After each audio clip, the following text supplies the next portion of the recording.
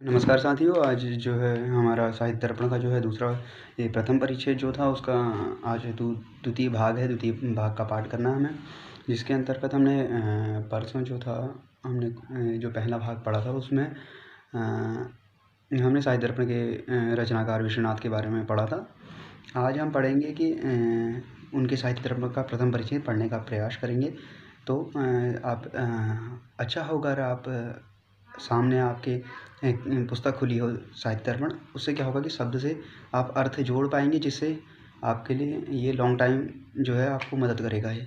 क्योंकि अभी आप खाली सुनेंगे और देखेंगे नहीं तो उससे आपके दिमाग से चीज़ें निकल जाएंगी समय के साथ। तो पुस्तक खोल लीजिएगा, वो आपके लिए ज़्यादा फ़ायदेमंद होगा। तो कहते हैं प्रथम परिच्छेद में कहते हैं, देखिए ये तो पहले ही बताया गया कि 10 परिच्छेदों में विभक्त है साहित्य दर्पण। ठीक, इसका अर्थ आपको बताया जाएगा अभी। तो सबसे पहले इस जानते हैं साहित्य दर्पण का अर्थ क्या होता है। साहित्य से दर्पण यानी साहित्य के लिए दर्पण। अब साहित्य के लिए दर्पण यानी साहित्य का दर्पण कहिए आप, साहित्य के लिए दर्पण कहिए, दोनों सेम ही है। साहित्य से दर्पण ये ज़्यादा उचित लगता है, तो हम इसी को ग्रहण करते हुए चलते हैं। साहित्य से दर्पण मतलब साहित्य का दर्पण है, यानी साहित्य के अंदर के जो जितने भी गद्य काव्य, पद्य काव्य हैं, नाटक, एकांक नाटक हो गया और प्रकरण, भाण इत्यादि जितने भी हैं, ये सब के लिए ये दर्पण का कार्य करेगा। दर्पण का कार्य कैसे करेगा, जैसे कि हमारे अंदर जो त्रुटियां हैं, दोष हैं, अगर उसके लिए हम दर्पण के सामने खड़े हों तो हमें पता चल जाता है कि हाँ, हमारे केस थोड़ा सा अनुचित हैं और हमने वस्त्र सही से नहीं पहने हैं, या इत्यादि इत्यादि जो कई चीज़ें होती हैं उनके बारे में हमें पता चल जाता है कि ये दोष है, इनको ठीक करना है। तो उसी प्रकार से यह एक लाक्षणिक ग्रंथ है साहित्य दर्पण। ये नियम निश्चित करता है कि आप अगर ऐसा करेंगे तो इससे आपके काव्य में और रोचकता आएगी। अब सवाल उठता है कि जो है ये नियम कैसे फिक्स करते हैं कि हाँ भाई यही होना चाहिए। तो वो नियम इसलिए फिक्स करते हैं, ये लोक व्यवहार से जुड़े हुए होते हैं। यानी लोक में जिसको यह सहृदय स्वीकार करते हैं ना, उसी को ये नियम रूप में बना करके यहाँ लिखते हैं और कुछ नहीं लिखते हैं। यानी वो सर्वमान्य कह सकते हैं। सर्वमान्य या ज़्यादा लोगों में वो चीज़ें प्रचलित होती हैं, उसी को ये नियम रूप में स्वीकार करते हैं कि सहृदय इस चीज़ को ऐसे स्वीकार करते हैं, इसलिए आप इस नाटक को इस प्रकार से बनाइए, इस काव्य को इस प्रकार से लिखिए। ये लाक्षणिक ग्रंथों में इस प्रकार के नियम जो ऐसे बनाए जाते हैं, यानी लोक व्यवहार में देख करके कि हाँ सहृदयों ने, जो सुनने वाले हैं, श्रोतागण हैं, उन्होंने ऐसे स्वीकार किया है, इसलिए ऐसा लिखेंगे तो उचित होगा। वही नियम ये इन लाक्षणिक ग्रंथों में लिखते हैं। जैसे इनका साहित्य दर्पण है, मम्मट जी का काव्य प्रकाश है, उधर उनका ये चंद्रालोक है, तो इत्यादि जो भी है ये लाक्षणिक ग्रंथ कहे जाते हैं। ये नियम बनाते हैं किसी भी काव्य को लिखते वक्त, उसमें दोष दूर करने के लिए, गुण जो कुछ भी मतलब सही हो जाए वो काव्य, उसके लिए लाक्षणिक ग्रंथ लिखते हैं। तो ये हमें पता चल गया कि ये लाक्षणिक ग्रंथ में लोग नियम का निर्धारण कैसे करते हैं। ठीक, अब हम शुरुआत करते हैं। इसमें क्या है, विश्वनाथ जी प्रारंभ में क्या लिखते हैं। तो ग्रंथारंभे निर्विघ्नेन प्रारीक्षित परिसमाप्ति कामो वाङ्मयाधिकृतया वाग्देवतायाः सामुख्यम आधत्ते। कहते हैं कि ग्रंथारंभे ग्रंथ के आरंभ में, ग्रंथारंभे सप्तमी एक वचन का है ना, तो ग्रंथारंभे। ठीक, निर्विघ्नेन, निर्विघ्नता से तृतीया एक वचन का है, तो ग्रंथ के आरंभ में निर्विघ्नता से मतलब विघ्न ना हो ऐसी इच्छा से प्रारीक्षित परिसमाप्ति कामो। तो कह रहे कामना क्या है, तो ग्रंथ के आरंभ में निर्विघ्न से कौन सा काम करवाना चाहते हैं आप, तो वो बता रहे हैं प्रारीक्षित, यानी जो प्रारंभ में उन्होंने सोचा था। देखिए ग्रंथ लिखने से पहले उन्होंने सोचा होगा कि मैं इस प्रकार से इस ग्रंथ को लिखूंगा, एक उसका क्रम बनाया होगा कि ये लिखना है, फिर उसके बाद ये लिखना है, फिर उसके बाद लिखना है, यानी उनके मन में वो पूरा काव्य पहले ही बन चुका था। तो उसी को कह रहे हैं जो मैंने प्रारंभ से सोचना शुरू किया है ना। देखिए अगर सोचना क्यों कहा, ये कह सकते थे कि लिखने के बाद, यानी मैं अब लिखना जब शुरू कर रहा हूँ तो ये सही लिखे। देखिए जो हमारा क्रम होता है ना, वो सबसे पहले सही होना चाहिए। अगर क्रम सही नहीं होगा तो काव्य भी सही नहीं बनेगा। इसलिए कह रहे हैं कि मैंने जो सोचा है, प्रारीक्षित किया, सबसे पहले मैंने सोचा है, वो सोच सही हो जाए। वो सोच जब सही होगी तो तब मैं लिखना भी सही, मेरा क्रम सही बनेगा, मैं लिख सही पाऊंगा। तो वही कह रहे हैं प्रारीक्षित, प्रारंभ में मैंने जो इच्छा की थी, सोचा था, प्रारीक्षित परिसमाप्ति काम हो, वो जो सोचा था, यानी उस वक्त उन्होंने काफ़ी चीज़ें सोची होंगी कि मैं पहले उन्होंने क्रम बनाया, फिर उसके बाद लिखना शुरू किया, उसको विद्वानों द्वारा चेक कराया होगा। उसके बाद आज जब हम लोग पढ़ रहे हैं तो यहाँ तक की जो है ये सारा क्रम ले रहे हों। कह रहे प्रारीक्षित परिसमाप्ति काम हो, वो जो प्रारंभ में सोचा था और उसके अंत तक, यानी जो मैंने सोचा था, यानी पाठक जो पढ़ेंगे उनको भी ग्रहण हो जाए, ये सब इसके अंतर्गत आ जाएगा कि पाठकों को ग्रहण हो, विद्वानों को एक ग्रहण हो और इसे सभी को समझ में आए, यह यश को प्राप्त करे इत्यादि जितनी भी उनकी इच्छाएं थी वो सब इसी के बीच में आ गई। प्रारूपित परिसमाप्ति कामो इन दोनों के बीच में आ गई। वाङ्मयाधिकृतया कह रहे हैं, ग्रंथ की शुरुआत से एक एक शब्द को लगाइएगा। ग्रंथ के आरंभ में निर्विघ्नता से प्रारीक्षित परिसमाप्ति कामो वाङ्मयाधिकृतया। अब वाङ्मयाधिकृतया मतलब वाङ्मय में, अब कह रहे हैं इन्हें आगे वाग्देवता की पूजा करते हैं। वाग्देवता यानी सरस्वती माता, तो उनकी पूजा करते हैं। तो उनकी पूजा है क्योंकि सवाल ये उठता कि विद्वान जन ये उठाते हैं कि उनकी पूजा क्यों की, तो कह रहे हैं इसलिए की क्योंकि वाङ्मयाधिकृतया, जो वाग्देवता देवी जो सरस्वती हैं वो क्या हैं, उनका वाङ्मय में अधिकार है। उनका वाङ्मय में अधिकार होने के कारण वो वाग देवता सरस्वती क्या कहते हैं, सा मुख्यम आधत्ते, यानी हमारे दोष दूर करें, जो क्या कहते हैं हम गुणों का आधान करें, इसीलिए क्या करते हैं, परिसमाप्ति कामो मंगलम। ठीक, परिसमाप्ति कामो मंगलम आचरे, तो मंगलाचरण का आधान हम यहाँ पर करते हैं। क्या आधान करते हैं, तो मंगलाचरण। अब वैसे तो विद्वानों को पता होगा कि मंगलाचरण किसे कहते हैं, सामान्य है, लेकिन एक बार पुनः बता देता हूँ। मंगलाचरण जो होता है, मंगल आचरण, मंगलाचरण, तो मंगलाचरण तब क्या है, आप कहीं पे भी देखेंगे किसी भी कार्य को प्रारंभ करने से पहले या प्रातःकाल जब उठते हैं, मतलब कभी भी जब भी आपको लगता है कि कार्य प्रारंभ हो रहा है, तो हम उस वक्त क्या करते हैं कि एक मंगलाचरण करते हैं, यानी एक मंगल की कामना करते हैं कि भगवान मैंने आज जो कर रहा हूँ वो सही हो, वो सही हो, जो सही हो आपने कहा वही मंगलाचरण है। अब वो मंगलाचरण कितने प्रकार का होता है, तो 3 प्रकार का होता है, नमस्कारात्मक, आशीर्वादात्मक और वस्तु निर्देशात्मक। नमस्कारात्मक यानी जब किसी के द्वारा नमस्कार करते हुए स्पष्ट रूप से नत्वा, नमस्कृत्य इत्यादि शब्दों का प्रयोग करके जब मंगलाचरण किया जाए तो नमस्कारात्मक होता है। आशीर्वादात्मक जब अपने पाठकों के लिए या स्वयं के लिए, या मैं लिख रहा हूँ इसलिए मुझे आशीर्वाद दें, ये पाठकों को समझ में आ जाए, इस प्रकार का जो आशीर्वाद जब मांगा जाए तो वह आशीर्वादात्मक कहलाता है।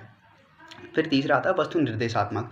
अब वस्तु निर्देशात्मक जो होता है, वस्तु में कहते हैं, आप अगर साहित्य दर्पण के छठे परिच्छेद को पढ़ेंगे तो वहाँ पर लिखा हुआ है वस्तु इतिवृत्तम।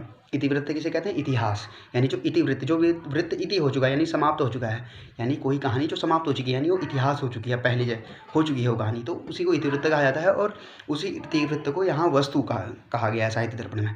वस्तु इतिवृत्तम यानी इतिहास को जो बीत चुकी है कहानी, उसको वस्तु कहते हैं। तो वस्तु निर्देशात्मक यानी कोई भी कवि जब एक काव्य लिखेगा तो वस्तु ही लिखेगा, यानी कोई कहानी बीत चुकी है, भले ही वो कहीं किसी छोटे से स्थान में हुई हो या किसी बड़े स्थान में हुई हो, लेकिन वो कहानी बीत चुकी है, भविष्य तो कोई लिख नहीं सकता, तो वो कहानी बीत चुकी है।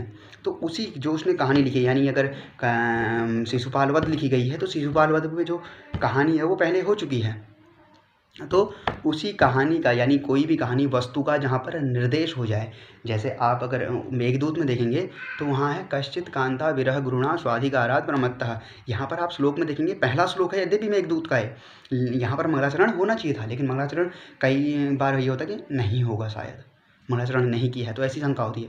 तो ये वस्तु निर्देशात्मक मंगलाचरण है। यहाँ पर भी मंगलाचरण होता है, कैसे होता है आप देखेंगे, क और चित, इसका ब्रह्म कहा जाता है, ठीक, का मतलब क्या माना जाता है, यहाँ पर ब्रह्म माना जाता है। तो का जो शब्द है वो भी मंगलात्मक यानी मंगलाचरण हो चुका है, लेकिन देखिए पूरे श्लोक में मंगलाचरण छोटी सी जगह पर हुआ है, बाकी पूरे श्लोक में कहानी शुरू कर दी गई है कि एक कोई यक्ष था जो रामगिरी आश्रम में रहता था, तो इत्यादि इत्यादि जो ये जो कहानी स्टार्ट कर दी गई है, यानी जहाँ पर वस्तु का निर्देश कर दिया जाए, मंगलाचरण के साथ साथ ही एक छोटा सा मंगलाचरण करके वहाँ पर वस्तु यानी कहानी का निर्देश कर दिया जाए, उसे क्या कहते हैं, वस्तु निर्देशात्मक मंगलाचरण कहते हैं। ठीक हो गया। तो ये 3 प्रकार के मंगलाचरण होते हैं। तो यहाँ पर देखिए एक और चीज़, नमस्कारात्मक और आशीर्वादात्मक, ज़्यादा अंतर नहीं है इनमें। नमस्कार करेगा यानी आशीर्वाद ही मांग रहा है, तो कई जगहों पे ऐसा नहीं है कि यहाँ पर एक ही मंगलाचरण होगा या नमस्कारात्मक होगा या आशीर्वादात्मक होगा, ऐसा नहीं है। कई जगहों पे नमस्कारात्मक और आशीर्वादात्मक दोनों होता है, ये बस एक भेद है। ये ज़रूरी नहीं है कि ये अलग अलग ही हों, यानी एक जगह नमस्कारात्मक एक जगह आशीर्वादात्मक, दोनों एक ही में भी हो सकते हैं। ठीक हो गया। तो यहाँ पर नमस्कारात्मक आशीर्वादात्मक आपकी इच्छा है कुछ भी ले सकते हो, लेकिन ये कई जगहों पे, मैंने अधिकतर जगहों पे नमस्कारात्मक ही देखा इसे। ठीक हो गया। तो ये मंगलाचरण क्या है, शरदिंदु सुंदर रुचिस चेतसी सामे गिराम देवी अपहृत्य तमः संततम अर्थान अखिलान प्रकाशयतु। ठीक, तो कह रहे हैं शरदिंदु, शरद ऋतु आप जानते हैं, ठीक, जब क्या कहते हैं वह तब चंद्रमा बड़ा शीतल रहता है, ठीक, तो उसी शरद के इंदु यानी चाँद, शरद इंदु यानी शरद ऋतु के चाँद, ठीक है। शरद इंदु सुंदर रुचि, शरद ऋतु के समान जो सुंदर, रुचि माने कांति, शरद ऋतु के चाँद के समान जिसकी सुंदर कांति है। किसकी कांति है? सा का सा गिराम देवी, वह गिराम वाणी, ठीक हो गया। गिराम मतलब वाणी, ठीक हो गया। अब वाणी की, गिराम मतलब वाणी की, ठीक हो गया। गिराम देवी, वो कौन? वाणी की देवी। कौन कह रहे हैं? जिसकी क्या है? कांति की कैसी है? शरद ऋतु के चंद्रमा के समान एकदम शीतल प्रकाश युक्त। फुल मून होता है ना शरद ऋतु का, फुल मून यानी पूर्ण चंद्र जो है प्रसिद्ध है, ठीक। शीतल चंद्रमा, तो उसी के समान आप शीतल मान लो, पूर्ण चंद्रमा के समान मान लो, आप जो अर्थ लगाएं, ठीक हो गया। शरद ऋतु के चंद्रमा के समान सुंदर कांति जिसकी है, ऐसी वह वाणी की देवी। वह वाणी की देवी क्या करे? तमह संत में, अब देखिए में आप सामान्य रूप से देखेंगे तो में 3 जगह बनता है, ठीक। सॉरी 3 जगह कह रहा हूँ, 2 जगह बनता है, माफ़ कीजिएगा। एक षष्ठी में बनता है, एक चतुर्थी में बनता है। मैं एक बार देख लूँ क्योंकि हाँ, एक चतुर्थी में बनता है और एक षष्ठी एक वचन, चतुर्थी और षष्ठी एक वचन में 2 जगह पर बनता है, महियम की जगह में और मम की जगह में, ठीक हो गया। तो ये 2 जगह में बनता है। तो यहाँ पर जो में है मम, में किसके लिए प्रयोग हुआ है? मम, यानी मेरे। मेरे किसके? विश्वनाथ जी कह रहे हैं कि मेरे, ठीक हो गया। सा गिराम देवी में तमह संततम तमह अपहृत्य। तो कह रहे हैं जो सकलम, जो संततम यानी सकलम, जो संपूर्ण अंधकार है ना, उसको हरण करके, अंधकार को हरण करके क्या कह रहे हैं? अखिलान अर्थान प्रकाशित। तो अखिल मतलब सर्वत्र, अखिल मतलब सर्वत्र जो है अर्थान प्रकाशित, अर्थ को प्रकाशित करें। अब देखिए इसमें कई एक शंका ये होती कि तमह अपहृत्य कह देते, संततम क्यों कहा? संततम यानी संपूर्ण, क्या कहते हैं, वो जो वो है अंधकार है, उसको मतलब पूर्ण रूप से हटा करके संपूर्ण अर्थों को प्रकाशित करें, ऐसा क्यों कहा?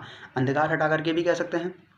तो देखिए अंधकार हटाने के संबंध में एक पढ़ रहा था मैं कि उसमें जैसे आप अगर कमरे में बल्ब जला दें तो आप देखेंगे चारपाई के नीचे फिर भी अंधेरा रहता है। चारपाई के नीचे जैसे चिराग तले अंधेरा कहते हैं ना, चिराग के ऊपर हिस्से में तो उजाला रहता है लेकिन चिराग के नीचे अंधेरा रहता है। तो कवि शायद उस अंधकार को भी दूर करने की बात कर रहा है। अगर कवि सोच रहा है कि अगर मेरे मस्तिष्क में अगर थोड़ा सा भी अंधकार रह गया तो क्या होगा? संपूर्ण अर्थ प्रकाशित नहीं होगा। और संपूर्ण अर्थ प्रकाशित करने के लिए ही उन्होंने कहा कि आप मेरे जो है मुझ में जो है जितना भी अंधकार है उसको प्रकाशित करें, उस अंधकार की जगह को क्या है? प्रकाशित करें, ठीक हो गया। तो क्योंकि यहाँ पर कह सकता था कि तमह अपहृत्य संततम लगाने की जरूरत नहीं थी। तो कभी लोग विद्वान लोग ये इस बारे में कहते हैं कि जैसे चिराग तले अंधेरा होता है, वो अंधेरा भी मिट जाए, इसके लिए कहा है कि संततम, ठीक हो गया। तो पूरा अर्थ हुआ कि शरद ऋतु के चंद्रमा के समान जो सुंदर कांति वाली गिराम वाणी की देवी है, वो मेरे मन जो मन में जितना भी अंधकार, मेरे मस्तिष्क में जितना भी अंधकार यानी मूर्खता, जितनी भी मूर्खता, मतलब अब मूर्ख तो नहीं है, ये तो उनका बड़प्पन है कि वो खुद को मूर्ख कह रहे हैं, लेकिन विद्वान हैं। तो वो कहते हैं कि संपूर्ण जो अंधकार, अज्ञान रूपी जो अंधकार है उसको मिटा करके क्या करें?